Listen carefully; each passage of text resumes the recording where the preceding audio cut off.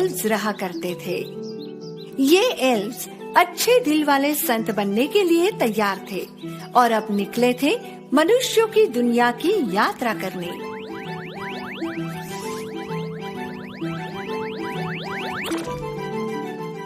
हमारा कर्तव्य हमारा इंतजार कर रहा है दोस्तों।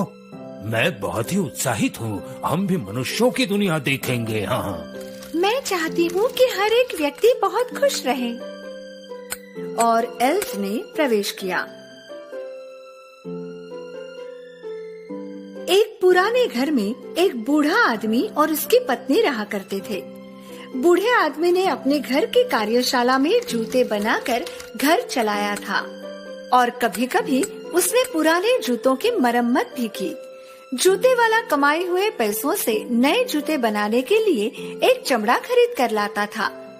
एक दिन उसने अपने कमाए हुए पैसों से चमड़े खरीदे और वो घर पहुंचा। उसने जो चमड़ा खरीदा था वो जूते की एक जोड़ी बनाने के लिए पर्याप्त था। उसने टेबल पर चमड़े के टुकड़े को छोड़कर कमरे को बंद कर दिया और अपने शयन कक्ष में चला गया।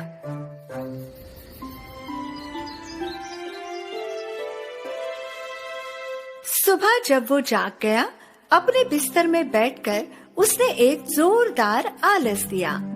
उसने जूते के प्रकार के बारे में सोचा जो वो बनाने जा रहा था और हर सुबह की तरह उसने नाश्ता खाया जो पत्नी ने बनाया था। डियर, आपका बहुत बहुत शुक्रिया। मुझे अब काम पर चलना चाहिए। आज मैं बहुत ही अच्छे जूते बनाऊंगा। कल रात आपने जूते की एक जोड़ी बनाई। क्या आपके पास एक और जोड़ी बनाने के लिए पर्याप्त चमड़ा है? बूढ़ा आदमी हैरान रह गया क्योंकि वो जानता था कि उसने कल रात सोने से पहले कोई जूता नहीं बनाया। इसलिए बूढ़ा आदमी जल्दी से अपनी कार्यशाला में भाग गया। उसकी पत्नी भी उसके पीछे गई। जैसे ही उसने दरवाजा खोला तो क्या देखता है, चमड़े का टुकड़ा जो उसने रात को सोने से पहले टेबल पर छोड़ा था वो अब बहुत सुंदर जूते में बदल गया था। जूते वाले की आंखें ये देखकर फटी की फटी रह गई। मैंने ये जूते कब बनाए मुझे याद नहीं आ रहा। मुझे लगता है मैं सच में बूढ़ा हो गया हूँ। जूते इतने सुंदर थे कि जूते वाले ने उन्हें तुरंत खिड़की के सामने रखा और ग्राहक का इंतजार करने लगा। कुछ ही समय में एक अमीर दिखने वाले ग्राहक ने खिड़की से जूते को देखा और अंदर आया। सुप्रभात, मैं खिड़की के सामने रखी जूतों की जोड़ी खरीदना चाहता हूँ। उसकी कीमत चाहे कितनी भी हो। मैंने आज तक इतने सुंदर जूते कभी नहीं देखे। बड़ी खुशी से बूढ़े आदमी ने जूते की जोड़ी बेची और उसने उसकी सही कीमत से ज्यादा कुछ नहीं मांगा। इस बार जूते वाला जूते के 2 जोड़े के लिए चमड़े लेने बाजार जा रहा था और फिर उसने टेबल पर चमड़े को छोड़ दिया और कमरे में चारों ओर घूम आया। चमड़े के टुकड़े पर एक नजर और डाली और बिस्तर पर चला गया। जैसे ही वो जाग उठा, वो सीधे अपने वर्कशॉप में गया। इस बार अद्भुत जूते के 2 जोड़े टेबल पर थे। इस बार फिर जूते वाला बहुत खुश था। उसने जूतों को खिड़की के सामने रखा। उसी दिन उसने जूते के दोनों जोड़े बहुत अच्छी कीमत में बेच दिए और वो फिर से और अधिक चमड़े खरीदने के लिए चला गया। मन ही मन वो सोच रहा था कि जूते के ये सुंदर जोड़े कौन बना रहा है। उसने चमड़े को मेज पर रखा और अपने कमरे में गया। सुबह उसके पास मेज पर जूतों का ढेर था। जूते वाले ने उस दिन सारी जोड़ियां बेच दी। बहुत लंबे समय तक बूढ़ा आदमी जूते से बने पैसों से घर चला रहा था। कमाए हुए कुछ पैसों से उसने चमड़ा खरीदना जारी रखा, लेकिन जूते वाला जानने के लिए उत्सुक था कि जूतों के इन जोड़ों को कैसे और कौन बना रहा है। आखिर एक रात उन्होंने अपनी कार्यशाला की कोठरी में छिपने का फैसला किया और पता लगा ही लिया कि जूते कौन बना रहा है। आज रात मैं जूते बनाने वालों को ढूंढ कर ही रहूंगा। मध्य रात्रि के समय कार्यशाला की खिड़की खोली गई और एल्व्स ने प्रवेश किया। एल्व्स में से एक गलती से फूलदान पर कूद गया। शोर सुनकर बूढ़ा आदमी अपनी जगह से बाहर कूद गया। जरा सावधान रहिए, वो जाग जाएंगे। जब बूढ़े आदमी ने दरवाजे को धक्का दिया और चुपके से बाहर आया तो वो अपनी आंखों पर विश्वास नहीं कर सका।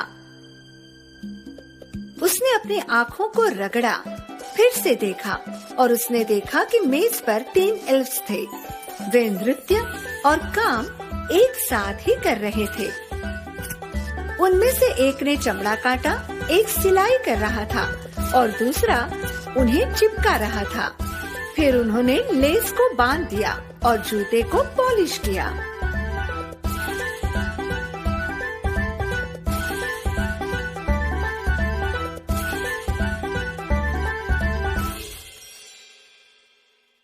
एल्फ्स इतनी तेजी से काम कर रहे थे कि पलक झपकते ही टेबल पर जूतों के अनगिनत जोड़ थे। वो सब सुंदर है। चलो किसी के जागने से पहले निकल जाते हैं। जैसे ही वे आए थे वैसे ही एल्फ्स चले गए, हंसते खेलते नृत्य करते करते। जूते वाला अपनी छिपी हुई जगह से बाहर आया। वो अपनी पत्नी के पास भागते हुए गया और जो कुछ हुआ उसे बताया। स्वाभाविक है, उसकी पत्नी ने जो सुना उस पर उसे विश्वास नहीं हुआ। लेकिन जब उसने टेबल पर रखे जूतों के अनगिनत जोड़ों को देखा, उसे पता था कि उसका पति एक रात में इतने जूते नहीं बना सकता। एल्फ्स ने जो भी किया उसके लिए उन्हें धन्यवाद देने की बात पर दोनों सहमत हुए। अगले दिन पुराने जूते वाले की पत्नी ने दावत तैयार की।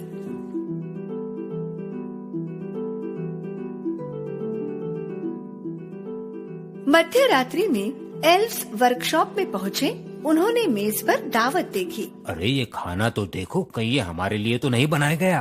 बेशक ये हमारे लिए है, मूर्ख, अन्यथा वे इस समय क्यों लाएंगे? मुझे लगता है हमारा इस घर का मिशन पूरा हुआ। अब हमें दूसरे घरों में जाना चाहिए जिन्हें हमारी मदद की जरूरत हो। जूते वाला और उसकी पत्नी जाग गई और कार्यशाला में चले गए।